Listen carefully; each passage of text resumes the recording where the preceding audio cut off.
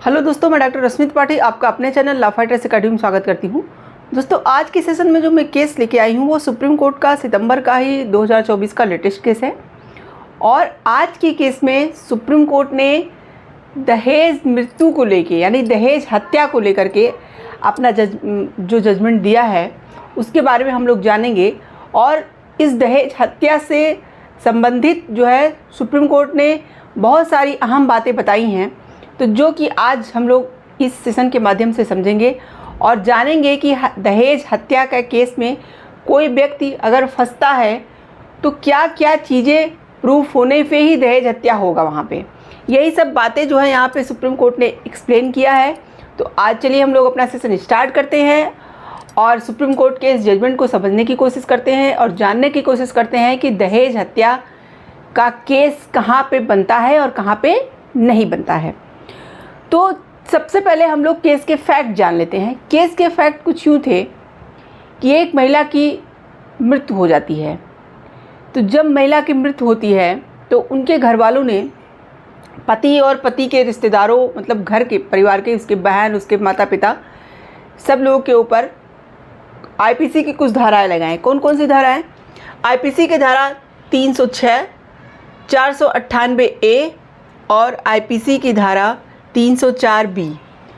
IPC की धारा 306 जो ये कहती है कि व्यक्ति को आत्महत्या करने के लिए उकसाया गया है, और आईपीसी की धारा जो 498 ए होती है वो क्रूरता के है, यानी क्रूरता, पति और पति के रिश्तेदारों द्वारा पत्नी पे क्रूरता किया गया है। और जो हमारा दहेज हत्या का सेक्शन लगाया गया है यानी कि 304 बी, उसमें यानी कि जो भी पर्सन है उसको दहेज के कारण जो है मारा गया है।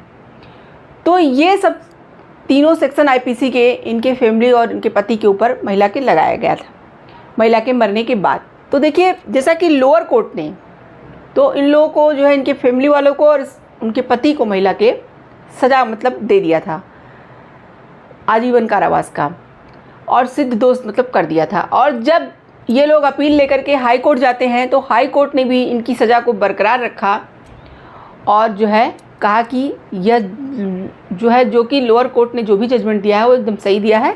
तो हाई कोर्ट ने भी इनके सारे जो भी चार्जेस लगाए गए थे उसमें इनको सबको दोषी ही दिया था। तब ये लोग अपनी अपील लेके कहाँ जाते हैं? सुप्रीम कोर्ट जाते हैं। तब चलिए हम लोग देखते हैं कि इनकी अपील सुप्रीम कोर्ट स्वीकार करता है या खारिज करते हैं, और क्या क्या उन्होंने अपने जजमेंट में बताया, और कौन से जज बैठे थे जो इस केस की सुनवाई कर रहे थे। जैसा कि इस केस की सुनवाई 2 जजों की खंडपीठ थी, जस्टिस सुधांशु धूलिया और जस्टिस जेबी पारदीवाला की खंडपीठ थी, यानी 2 जजों की खंडपीठ थी जो इस केस की सुनवाई कर रही थी। जब उन लोगों ने सारे मामलों, तथ्यों, सब कुछ को देखा और जाना, तो चलिए हम लोग देखते हैं क्या जजमेंट कोर्ट ने सुनाया। तो सुप्रीम कोर्ट ने सारे मसलों, सारे मामलों, सारे सबूतों, गवाहों को देखने के बाद कहा दहेज हत्या के लिए दोष सिद्धि खारिज की। देखिए, यहाँ पे जो दहेज हत्या का केस इन लोगों के परिवार वालों और पति के ऊपर बनाया गया था उसको सुप्रीम कोर्ट ने खारिज कर दिया। क्या था दहेज हत्या का सेक्शन? आईपीसी का सेक्शन 304 बी। इसको कोर्ट ने खारिज कर दिया। अब चलिए हम लोग देखते हैं क्यों कोर्ट ने खारिज किया इस सेक्शन को। जैसा कि कोर्ट ने यह देखते हुए दोष सिद्धि खारिज की कि अभियोजन पक्ष पर यह साबित नहीं कर पाया कि मृतक पत्नी को दहेज की मांग के सिलसिले में उसकी मृत्यु से ठीक पहले पति द्वारा क्रूरता या उत्पीड़न का सामना करना पड़ा था। देखिए, यहाँ पे जो अभियोजन पक्ष था यानी कि जो लड़की के घर वाले थे वह यह सिद्ध नहीं कर पाए कि जो लड़की मरी थी वो किन कारणों से मरी थी, यानी मृतक पत्नी को दहेज की मांग के सिलसिले में उसके मृत्यु से ठीक पहले पति द्वारा क्रूरता किया गया था या उत्पीड़न किया गया था, इस कारण उसकी मृत्यु हुई थी। यह बात साबित नहीं हो पाई। उसके साथ ही साथ सुप्रीम कोर्ट ने कहा कि जब तक यह साबित नहीं हो जाता कि मृतक पत्नी को उसके पति और ससुराल वालों द्वारा कथित तौर पर दहेज की मांग के सिलसिले में क्रूरता या उत्पीड़न का सामना करना पड़ा था, तब तक आईपीसी का जो सेक्शन 304 भी होता है उसके तहत दोषसिद्धि कायम नहीं रह सकती। देखिए, कोर्ट ने यहाँ पे कहा कि 304 बी जो होता है उसके लिए सबसे पहले आप ये बात प्रूफ करिए, सिद्ध करिए कि पति अब और उसके ससुराल वालों ने दहेज की मांग के सिलसिले में क्रूरता या उत्पीड़न का सामना उस महिला को करना पड़ा था, जिसके कारण उसकी मृत्यु हुई। और यहाँ पे ये बात साबित नहीं हो पाई। देखिए, सुप्रीम कोर्ट ने 2015 के एक केस का भी हवाला दिया। राजिंदर सिंह वर्सेस पंजाब राज्य 2015 का यह केस था। इसका हवाला देते हुए उन्होंने कहा कि 304B के लिए इस केस में कुछ बातें बताई गई हैं। वो बातें जब तक प्रूफ नहीं हो जाती तब तक 304B अप्लाई नहीं किया जाता। तो चलिए हम लोग देखते हैं वो कौन कौन सी बातें हैं जो 304B के लिए ज़रूरी होती हैं। वो है, महिला की मृत्यु जलने या शारीरिक चोट के कारण हुई होगी या उसकी मृत्यु सामान्य परिस्थितियों के अलावा किसी अन्य कारण से हुई होगी। यानी कि यहाँ पे इस केस में जो पॉइंट बताया गया था, पहला पॉइंट ये था कि जो महिला मरी होगी उसकी मृत्यु जलने, यानी कि परिवार वालों ने, फैमिली वालों ने से मिलकर जला दिया गया होगा या कोई शारीरिक कष्ट पहुंचाया होगा, शारीरिक चोट पहुंचाई होगी, या फिर उसकी मृत्यु सामान्य परिस्थितियों से के अलावा किसी अन्य कारण से हुई होगी। यानी कि कुछ जैसी परिस्थितियां जनरल होनी चाहिए वैसे न होकर कुछ और ही केसेस किए गए होंगे उसके साथ जब उसकी मृत्यु हुई। एक बात तो ये प्रूफ होनी चाहिए। अब दूसरी बात क्या है, ऐसी मृत्यु उसकी शादी के 7 साल के भीतर हुई होगी। यानी एक बात और प्रूफ करनी होगी कि जो मृत्यु हुई है वह 7 साल के अंदर ही हुई हो, यानी कि शादी को भी 7 साल हुए हों उसके अंदर ही उसकी मृत्यु हुई है। ये दूसरा पॉइंट। और तीसरा पॉइंट क्या, उसकी मृत्यु से ठीक पहले उसके पति या उसके पति के रिश्तेदारों द्वारा उसके साथ क्रूरता या उत्पीड़न किया गया हो। यानी कि उसके मृत्यु से ठीक पहले पति ने कोई उसके साथ क्रूरता या उत्पीड़न किया या उसके घर वालों ने किया, यह बात भी प्रूफ होनी चाहिए। देखिए, उसके बाद एक चीज़ और उन्होंने बताई कि यह जो है 3-4 चीज़ें कुल मिला के अगर आप जब तक प्रूफ नहीं कर देते हो तब तक आईपीसी का सेक्शन 304B यानी दहेज हत्या वाला मामला यहाँ पे नहीं बनता है। कोर्ट ने यही सब पाया कि अभियोजन पक्ष जो था वो यह साबित ही नहीं कर पाया। ये सारे पॉइंट्स जो मैंने आपको भी एक्सप्लेन किए वह अभियोजन पक्ष यहाँ पे साबित नहीं कर पाया। वहाँ उन्होंने 2-3 बातें रखी थी जो कोर्ट को समझ नहीं आई, तो उन्होंने इसीलिए दहेज हत्या वाला जो इन लोगों के ऊपर सेक्शन लगाया गया था उसको हटा दिया। अब देखिए आगे कोर्ट ने क्या कहा। दहेज की मांग के संबंध में उन्होंने केवल कुछ सामान्य कथन दिए जो अपीलकर्ताओं को आईपीसी का सेक्शन 304B के तहत दोषी ठहराने के लिए पर्याप्त नहीं है। यहाँ पे सुप्रीम कोर्ट ने कहा कि जो अभियोजन पक्ष था उन्होंने कुछ ऐसे बस कथन कहे दहेज हत्या से संबंधित, लेकिन वो बातें वो साबित नहीं कर पाए। तो इसीलिए जो यहाँ पे जो है कोर्ट ने कहा कि इसीलिए आईपीसी का सेक्शन 304B के तहत दोषी ठहराने के लिए यह पर्याप्त जो है बातें नहीं हैं।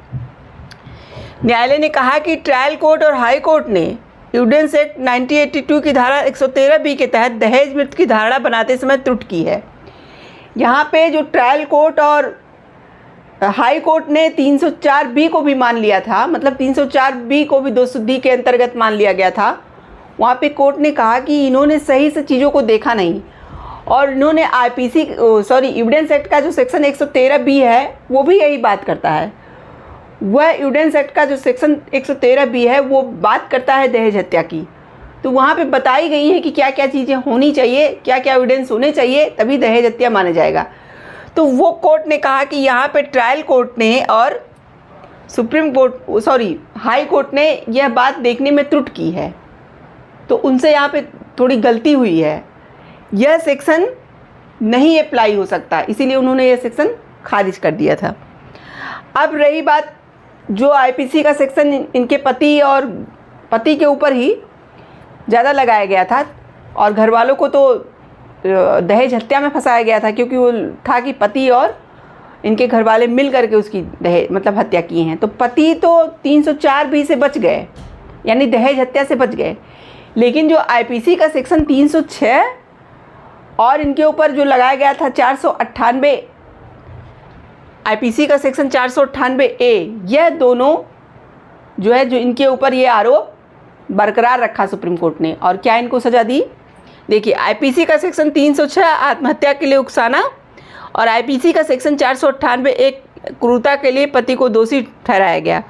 उसे प्रत्येक मामले में 3 साल के कठोर कारावास और 25,000 का जुर्माना लगाया गया।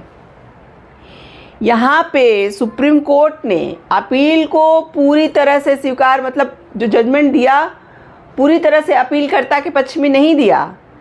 सिर्फ 304B यानी कि दहेज हत्या की बात यहाँ पे कोर्ट ने किया कि दहेज हत्या का जो केस बनता था वो खारिज कर दिया गया और पति को आईपीसी का सेक्शन 306 और आईपीसी का सेक्शन 498A जो है उसके तहत दोषी पाया गया।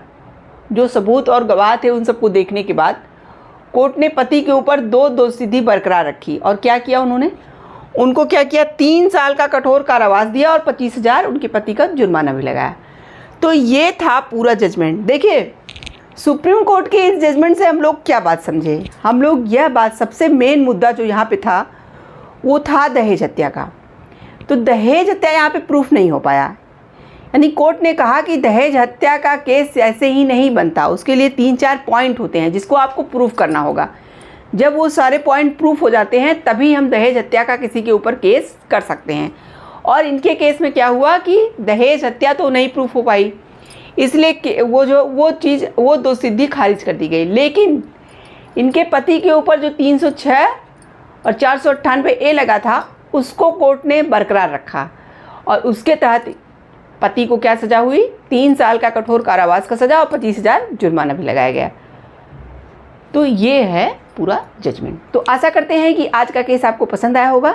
आप मेरे चैनल को लाइक कीजिए, सब्सक्राइब कीजिए, शेयर कीजिए, बेल आइकन को दबाइए, जिससे ऐसे ही नए नए केसों और जानकारियों से मैं आपको अवगत कराती रहूँ। तो थैंक यू वेरी मच।